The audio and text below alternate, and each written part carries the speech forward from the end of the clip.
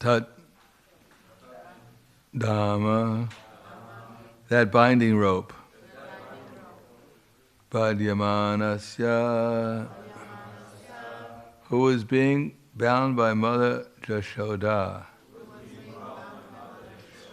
Swa arbakasya, of her own son. Krita angasa, who was an offender. Dvi angula, by measurement of 2 fingers.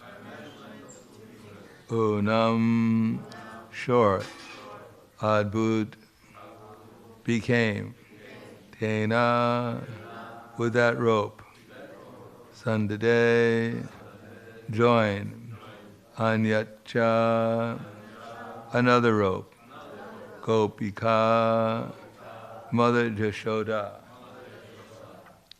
Translation and purport by His Divine Grace, A.C. Bhakti-Vedanta Swami Srila Prabhupada. When Mother Jashoda was trying to bind the offending child, she saw that the binding rope was short by distance of the width of 2 fingers. Thus she brought another rope to join it. Purport here in this first chapter here is the first chapter in Krishna's exhibition of unlimited potency to Mother Jashoda when she tried to bind him. The rope was too short. The Lord had already shown His unlimited potency by killing Putana, Shakatasura, and Trinavarta.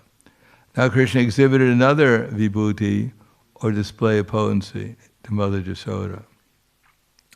Unless I agree, Krishna desired to show, you cannot bind me. Thus, although Mother Jashoda, in her attempt to bind Krishna, added one rope after another, ultimately she was a failure. When Krishna agreed, however, she was successful. In other words, one must be in transcendental love with Krishna. But this does not mean that one can control Krishna.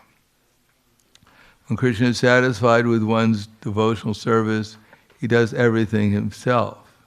Seva mukhehi jivado svayam evas pratida. He reveals more and more to the devotee as the devotee advances in service. Jiv ado. This service begins with the tongue, with chanting and talking about, and with taking the prasad of Krishna. Atakshi Krishna namadi na bhaved grayam indriyai seva mukhehi jivado swayam evas pratida. Bhakti Rasamrita Sindhu 1-234.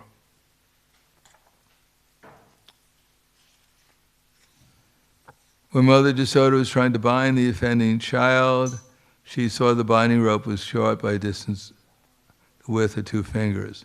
Thus she brought another rope to join it.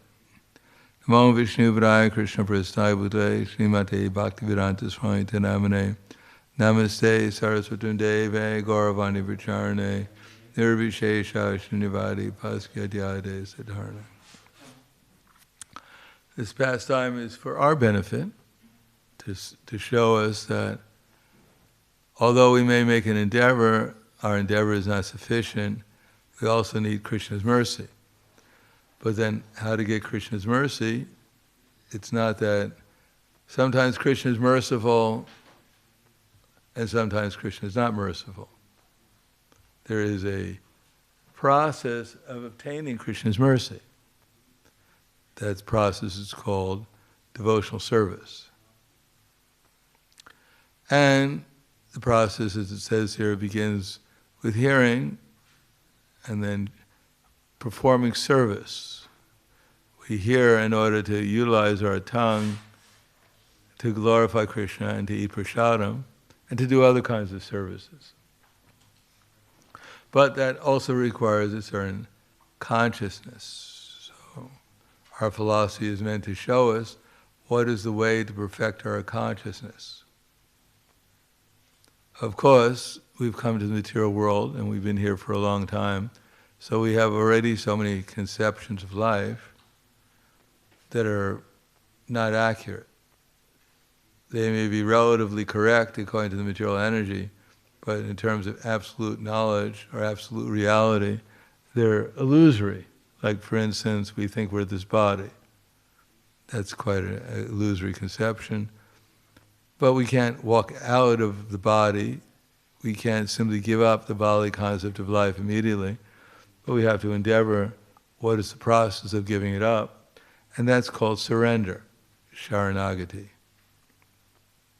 So sharanagati is so nice that we can begin anywhere. Anukulyasya sankalpe, simply by accepting things which were favorable.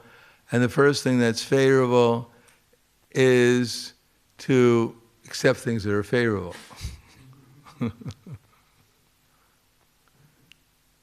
To make the right choices. In other words, just like we're sitting here, that's a good choice.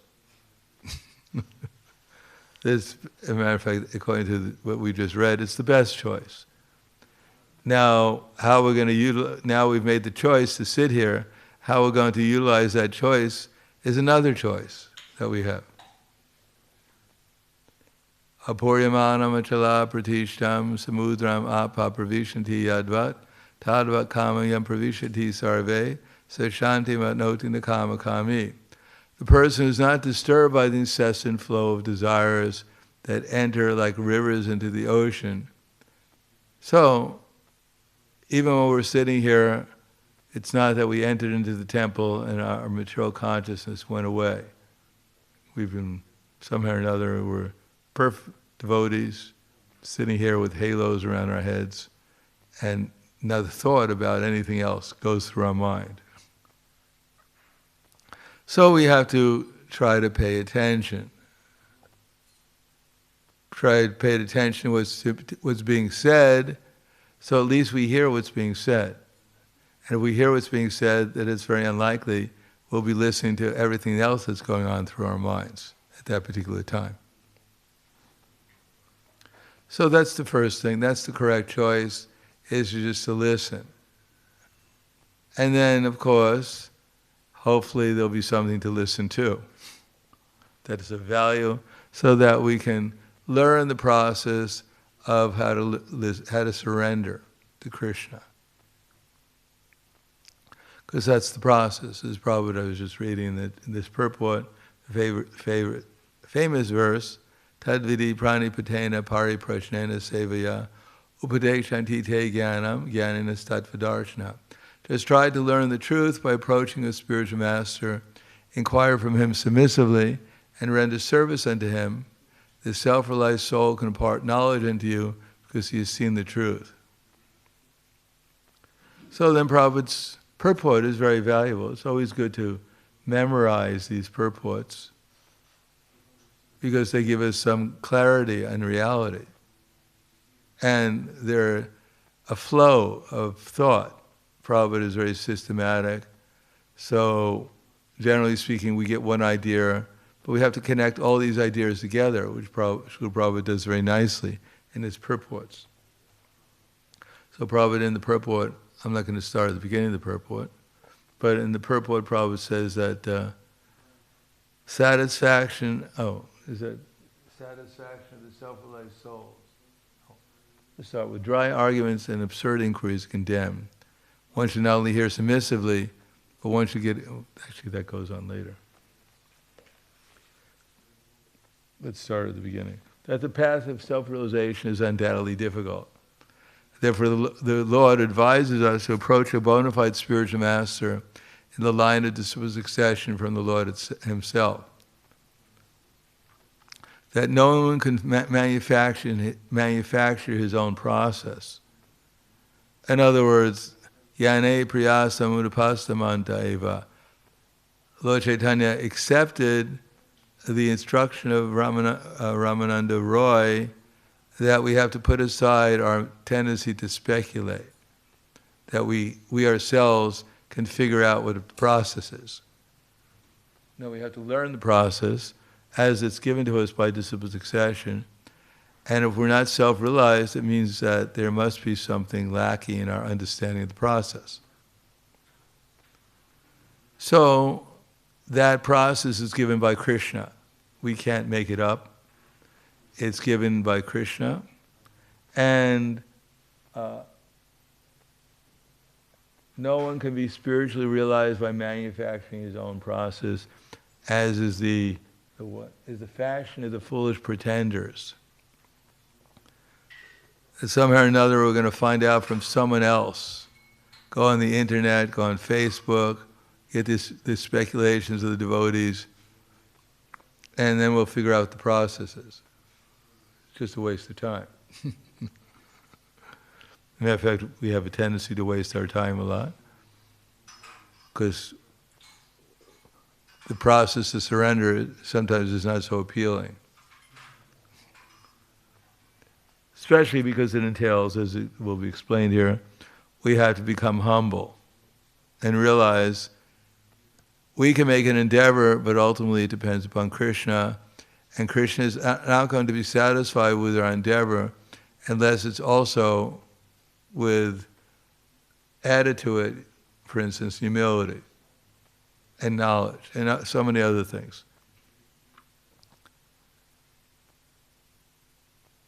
And even to get to the preliminary aspect of understanding which direction to take, Krishna says we have to hear. In order to hear, we have to have some humility, we have to be receptive. We have to think, well, I don't know something. Maybe I should hear, and maybe I'll learn something. So that desire to hear, that anxiousness to hear, is called inquisitiveness. Unless one is inquisitive, then it's not possible to make any progress in any subject, what to speak of spiritual subject. And unless we think we don't know something, then why should we be inquisitive? We think we know everything at least everything that I need to know, then why should I be inquisitive? Because I already have everything I need to know. I have my place to sleep, I get something to eat, and other things too. So I'm satisfied, complacent. I don't really need to go to the spiritual world because I like this world. It's pretty comfortable, especially at night. My bed is really comfortable, and my only attachment to the material world is in the morning when I wake up, I'm attached to my bed. I don't want to leave it. It's my greatest attachment. I'm glued to the bed. So then Prabhupada says that the Bhagavatam says, Dharmam tu sakshat bhagavat pranitam, that actually Krishna is the one who gives knowledge. He's the one who gives us the path. He's the one who explains the path. And he has his representatives trying to explain the path, and we're trying to understand the path. And therefore, mental speculation, dry arguments cannot help one on the right path. Tarko pratishta shrutaya vibhina nasavarishir yasyana bhinam dharmasya tattvam nihitam guhayam mahadano yena kata sapanta. Yes, arguments are valuable because it clarifies. In the Chaitanya Charitamrita says we should discuss these things and give our opinions and our realizations and things. But we should realize that there's some limit. And in the course of discussion, we might get some more clarification according to who we're discussing with. Tarko pratishta shutiya vibhina. And of course, the scriptures, we have to study the scriptures because they have so much knowledge in them. And nasavarishir yasyana bhinam. And of course, the rishis are also very learned, and we can take information from them. But ultimately, dharmasya tattvam nihitam guhayam mahadano yena kata sapanta. But ultimately, the path to understand Krishna is hidden in the heart of a self-realized person. In other words, one who's actually self-realized, one who's actually swimming in the ocean of spiritual consciousness, then he can tell us what's the path to the ocean and how to dive in.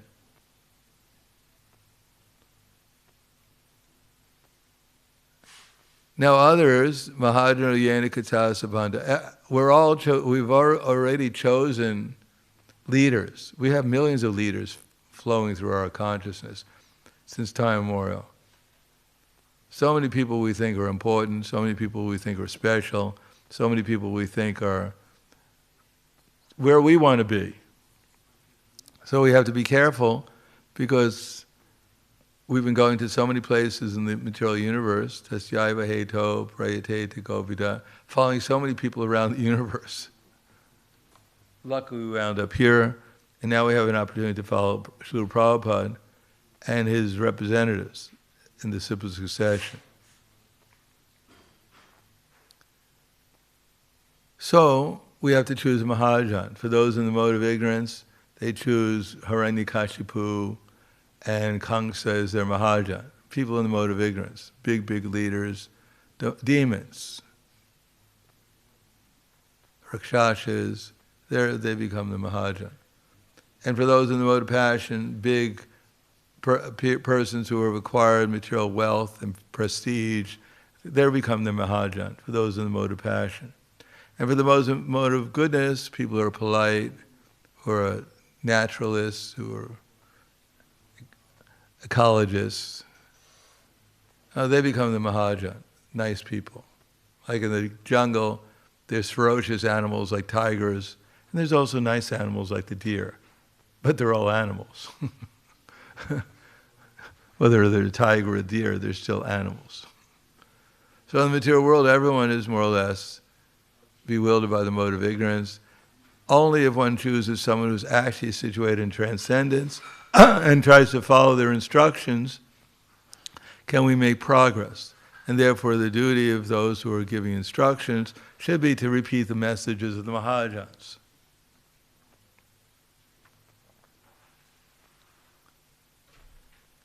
Then, what is our duty? What is the Mahajan saying?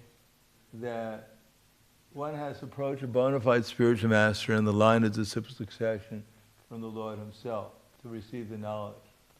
Such a spiritual master should be accepted in full surrender. And one should serve the spiritual master like a menial servant. So this is the hard part. Our false ego doesn't like this idea very much. And it's been made very, very unpopular in modern society. I'm going to become a servant, forget it. I'd rather reign in hell than serve in heaven. And full surrender, you mean what he says jump, and I simply ask how high. That's ridiculous. That's servitude. That's slavery. And with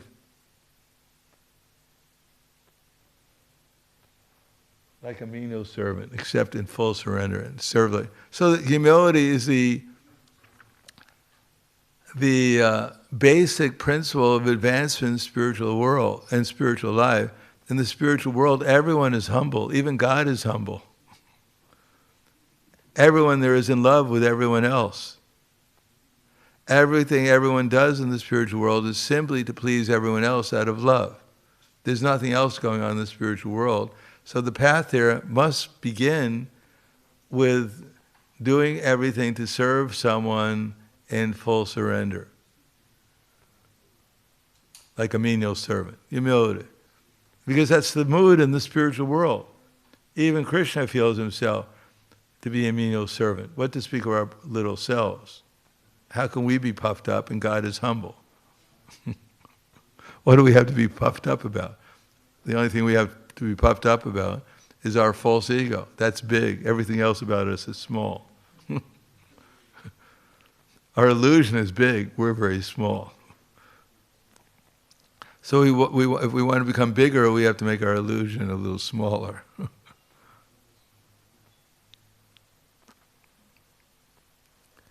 And then Prabhupada writes that the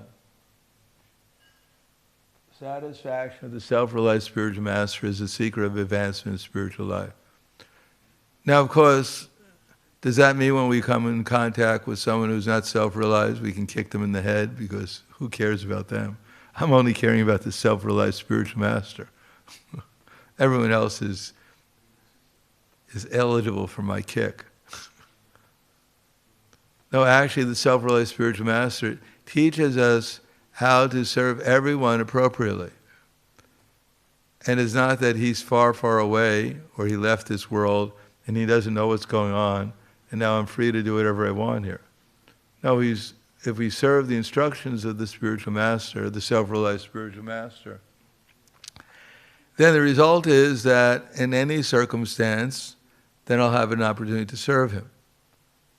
The instructions. And if I serve the instructions, then he'll be satisfied, our disciple succession will be satisfied, and Krishna will be satisfied, and we make spiritual advancement.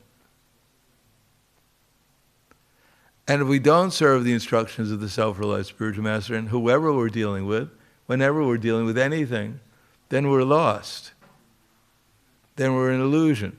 Then we're serving some other personality, some other ghost in our heads that's haunting us.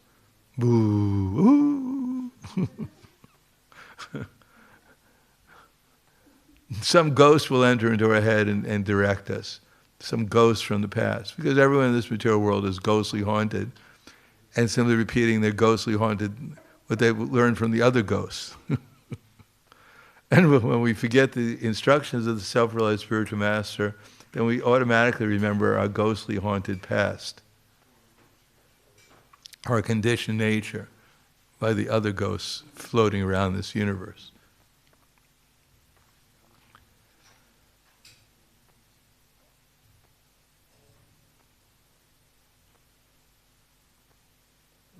Inquiries and submission constitute the proper combination for spiritual understanding. Unless there is submission and service, inquiries from the learned spiritual master will not be effective. So in other words, we have to be inquisitive. The whole idea is that the reason why we're reading this 10th canto is maybe it's true. There's some possibility. It might even be true. There might be a spiritual world and where everyone lives forever. Not a bad idea. Since I'm struggling since time immemorial to survive here, it'd be nice to go to a place where we didn't have to struggle so much. And everyone there is full of happiness and love and bliss. Doesn't sound like a really terrible place to go to. So we have to actually have some faith. It might exist, of course, under the spell of the illusory energy. We don't know what's going on. So when we hear about some spiritual world, it doesn't really necessarily hit our heart directly. It may hit our intelligence a little bit, and therefore that's good enough. And therefore we have to become a little inquisitive. What it would be like, even in this lifetime, to experience a little bit of that one drop of mercy coming from Krishna. That inquisitiveness is necessary because Krishna is fulfilling our desires in this material world. So we have some desire to go to the spiritual world, a little inquisitiveness, what it would be like to experience the spiritual world for a fraction of a moment. Then Krishna will reciprocate. So, inquisitive, but that's not sufficient. And submission. We actually have to have a little bit of belief, a little faith it might exist, and a little willingness to do something to merit an experience. So, inquiries and submission constitute the proper combination for spiritual understanding. So that's our eligibility, spiritual understanding. And unless there is submission and service, inquiries from the learned spiritual master will not be effective. So submission is both in the first part and the second part.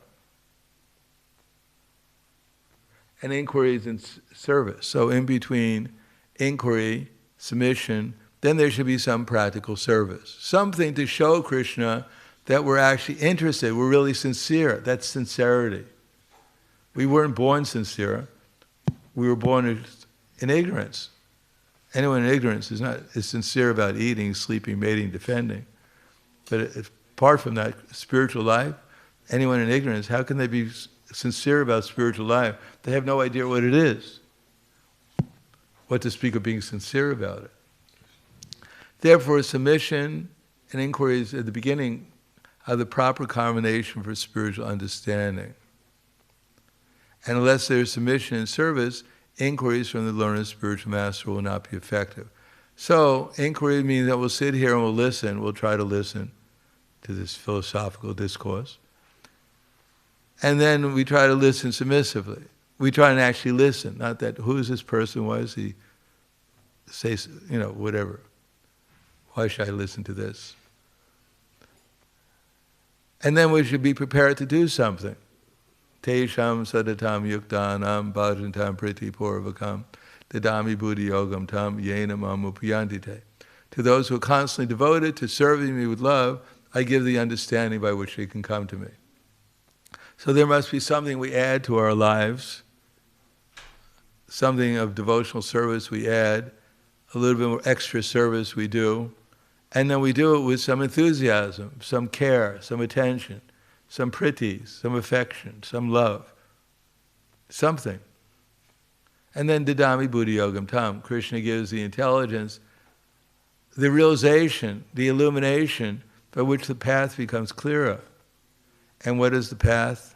Because it doesn't stop there. One must be able to pass the test of the spiritual master. So here's where it gets a little serious. If we joined the Hare Krishna movement, we thought everything was going to go my way. God's on my side. All my enemies will be defeated. Now everything will be given to me in abundance because I'm a devotee. Because I chant, Snake, Snake, Ram, Ram, Day, Day, Day. Therefore everything will come automatically. It doesn't work that way. Prahlad Maharaj, Dhruva Maharaj, the Pandavas, everyone is put to test. What to speak of our poor selves? Unless we have tests, how are we going to pass the final test? If we think we're going to have a happy, prosperous, peaceful, enjoyable life now that I'm a devotee, and at the time of death, I'll just when my body's painful in every part, every atom in my body is painful, I'm going to blissfully chant Hare Krishna. No, we have to pass so many tests in order to be prepared for the final test. And Krishna's there watching. He sees, in spite of the inconvenience, in spite of the problems, as Prabhupada said about book distribution, they're going out in all kinds of weather, so many inconveniences. You approach someone, they tell you immediately, get lost or get a job, get out of my face. Not the most pleasant things to hear. People didn't come to the material world to hear other people say, get lost, get out of my face, get a job. You're a member of a cult.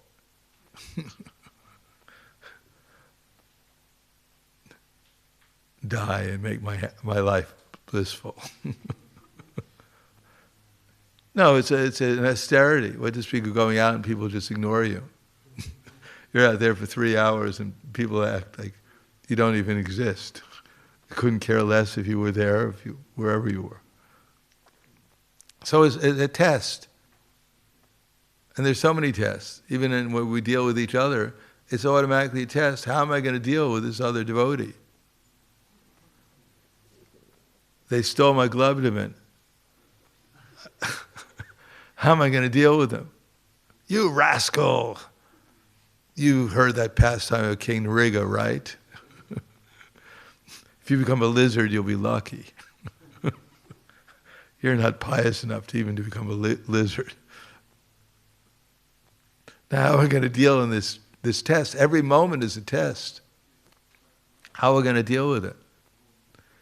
And when he sees the genuine desire of the disciple, he automatically blesses the disciple with spiritual understanding. So we should be prepared. We're being prepared at every moment. This class and everything else we're doing is preparing us from one test after another we're facing, so we can do better at it. In this verse, both blind following and absurd inquiries are condemned. One should not only hear submissively, but one should get a clear understanding through submission, service, and inquiries. So we're not here to blindly follow that I already heard enough. I just follow whatever I think I understand. And we don't absurdly inquiry. I'm so inquisitive, I ask about all kinds of things that have nothing to do with my personal advancement in devotional service.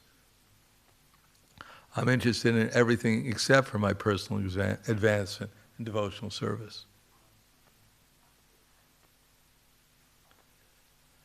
Therefore, one should not only hear submissively, but one should try to get a clear understanding. We want to get clarity, exactly what Krishna wants us to do, clarity in exactly who I am, clarity in what's going on in this universe, clarity what is spiritual existence really. We want experience, complete clarity. So one should not only hear submissively, but one should get blind following and absurd inquiries are condemned. One should not only hear submissively, but one should get a clear understanding through submission, service, and inquiry. So these three things we should remember. I have to develop my inquisitiveness. If I read about all these nonsense things that are going on in the material world all the time, I'll simply develop inquisitive. Oh, what's this war going on? Oh, who did what to what? Oh, who stole what? Oh, what scandal's going on? So we're inquisitive. We're always inquisitive. Every bird is inquisitive. Beep, beep, beep, beep. Where's the worm? They're also inquisitive. But we have to become inquisitive about my spiritual advancement in life. So one should get it clear on this through submission. So we have to be submissive to the right persons. And we have to become inquisitive. What do they have to help me to become advanced in my Krishna consciousness, to get this clarity of reality? And then I have to do what's necessary once I find out what's the path towards realization.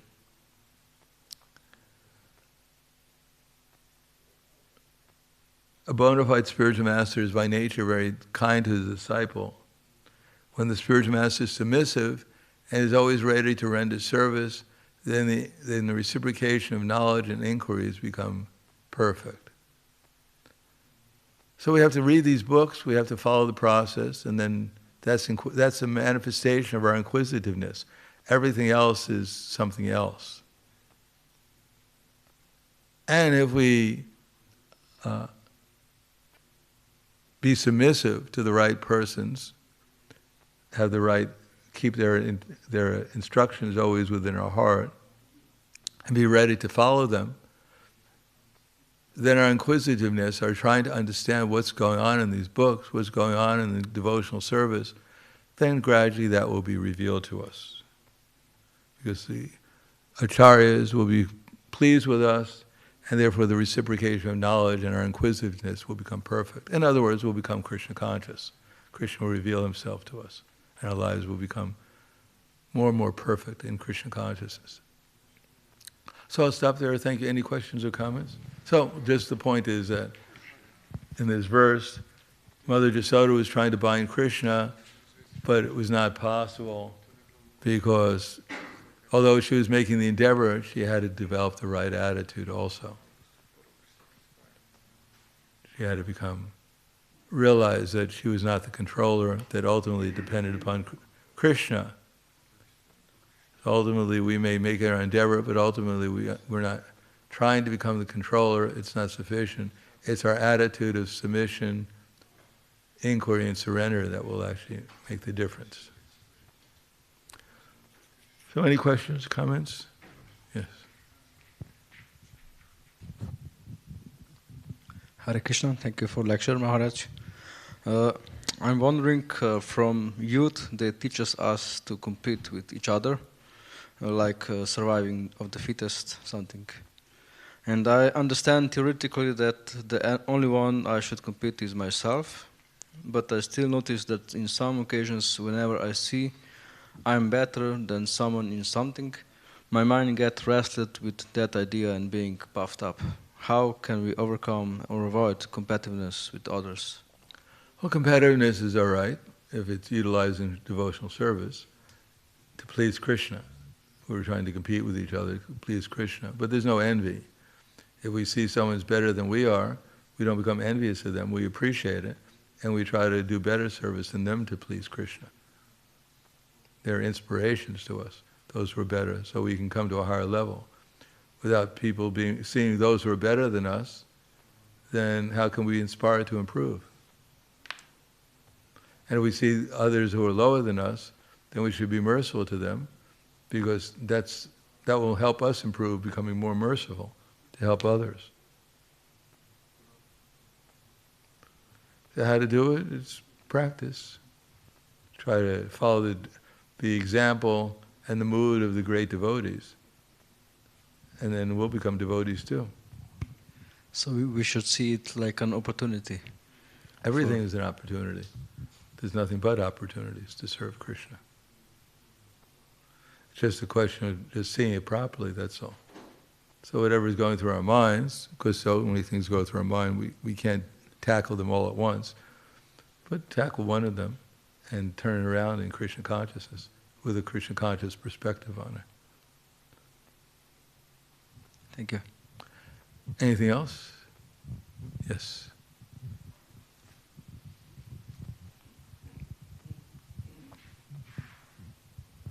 Hare Krishna Maharaj, thank you for the wonderful lecture.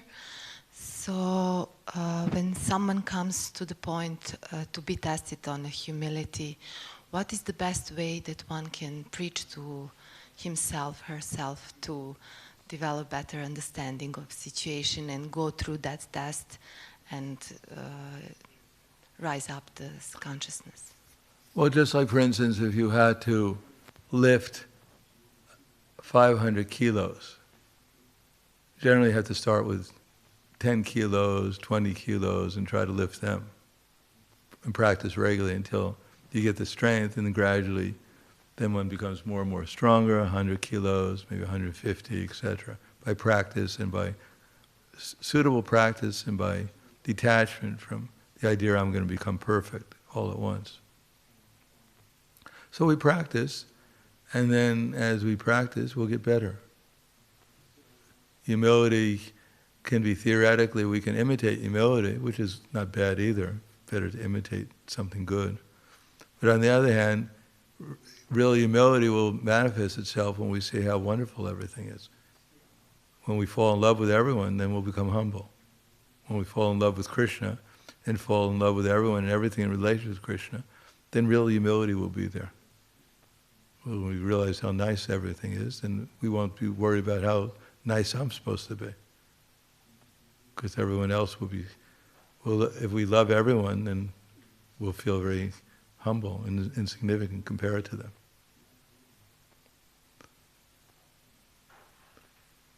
Anything else?